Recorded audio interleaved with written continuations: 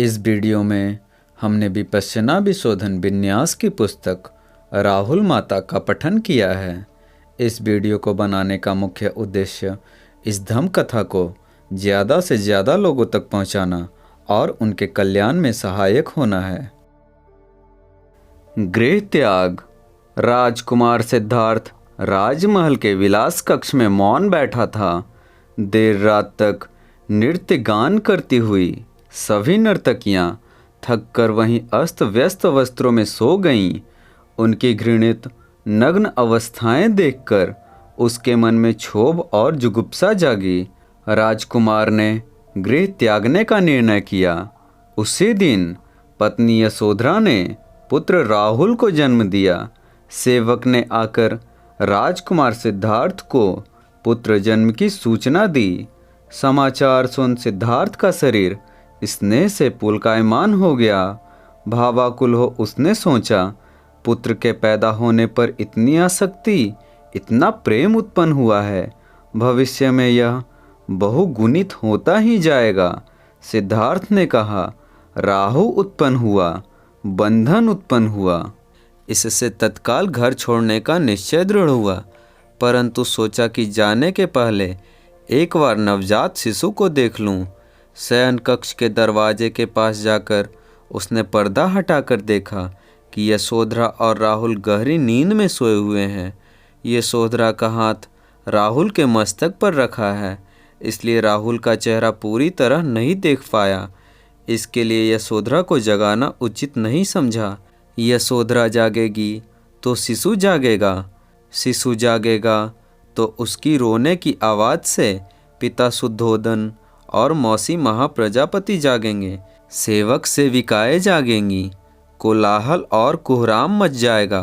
गृह त्यागने की योजना असफल हो जाएगी। अतः शिशु की एक झलक देखकर ही यह निर्णय करके निकल पड़ा कि जब बोधि प्राप्त कर लूँगा तभी इसे देखने आऊँगा। तत्पश्चात कंथक घोड़े पर सवार होकर सेवक छंदक के साथ राजमहल और फिर नगर से बाहर निकल पड़ा। घर छोड़ते समय एक अदृश्य प्राणी मार ने आवाज़ दी कि वह घर न छोड़े, क्योंकि एक सप्ताह पश्चात ही वह चक्रवर्ती सम्राट बनने वाला है। राजकुमार ने भी सुन रखा था कि यदि वह गृह त्याग करेगा तो सम्यक संबुद्ध बनेगा और घर में रहेगा तो चक्रवर्ती सम्राट बनेगा, परंतु घर में रहने के प्रस्ताव को वह पहले ही ठुकरा चुका था। यह प्रश्न बार बार उसके मन में उठा करता था कि चक्रवर्ती सम्राट होकर मैं कितनों का भला कर सकूंगा, क्या भला कर सकूंगा। सही मायने में तो अपना ही वास्तविक भला नहीं कर सकूंगा, औरों का तो प्रश्न ही नहीं। जबकि गृह त्याग कर सम्यक संबुद्ध बन जाने पर पहले तो अपना भला करूंगा, जन्म मरण के भव चक्र से छुटकारा पाऊंगा। तत्पश्चात जिस मुक्तिदायिनी विद्या को खोजकर उसके द्वारा मैं मुक्त होऊंगा, उसे बांटना आरंभ करूंगा तो कितनों का कल्याण होगा, कितनों को भव संसरण से मुक्ति मिलेगी। इस महामांगलिक कार्य की तुलना में साम्राज्य के सांसारिक भोग विलास तुच्छ हैं। अतः जब किसी ने पुनः चक्रवर्ती सम्राट के राज्य भोग की संभावना का प्रस्ताव रखा, तब उसे थूक की भांति त्याग कर वह आगे बढ़ गया। वैसे भी गृहस्थ जीवन में उसे अब कोई आकर्षण नहीं रह गया था। संबाधो यंघरावासो रत्सययायतनं इति। गृहस्थ जीवन मेरी लक्ष्य पूर्ति में बाधक है। यह तो मैल का भंडार है, प्रवज्जित होना ही उसका लक्ष्य था।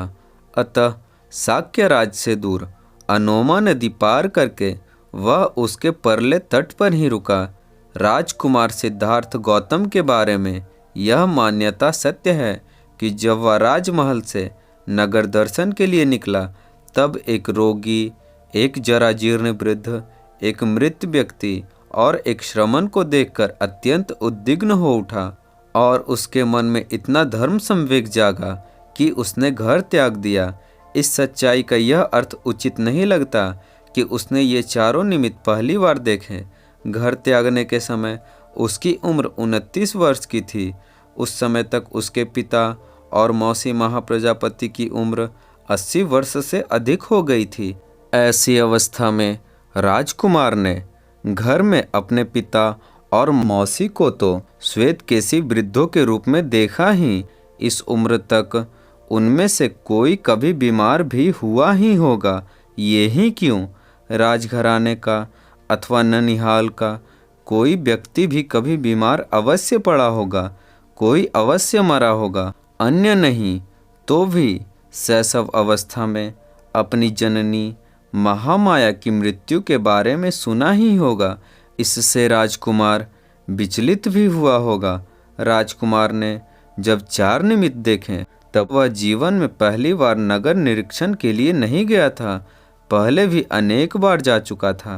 परंतु सच्चाई यह है कि नगर में जब एक के बाद एक ये तीनों निमित्त देखें तब मन में यह प्रश्न उठा कि क्या सबको इन तीनों अवस्थाओं में से गुजरना अनिवार्य है? क्या इनसे बचने का कोई उपाय नहीं है? इस चिंतन के कारण वह पहले से अधिक उद्विग्न और संविग्न अवश्य हो उठा होगा।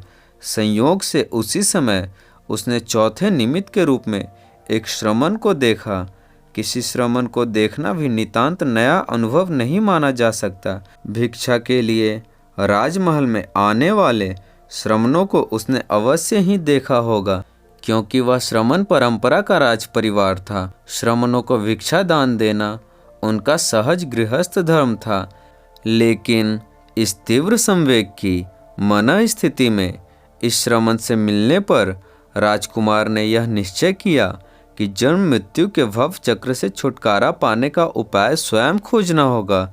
यह खोज घर में रहते नहीं हो सकती, घर छोड़कर ही मुझे यह खोज करनी होगी। इन 4 निमित्तों का यही वास्तविक महत्व है। पहले 3 जरा, व्याधि और मृत्यु निमित्तों से गहन संवेग जागा, इसलिए इनको संवेग निमित्त कह सकते हैं। चौथे को प्रधान निमित्त कहें, क्योंकि इसी से घर छोड़कर मुक्ति हेतु तपने के लिए प्रधान यानी परिश्रम करने का निर्णय किया।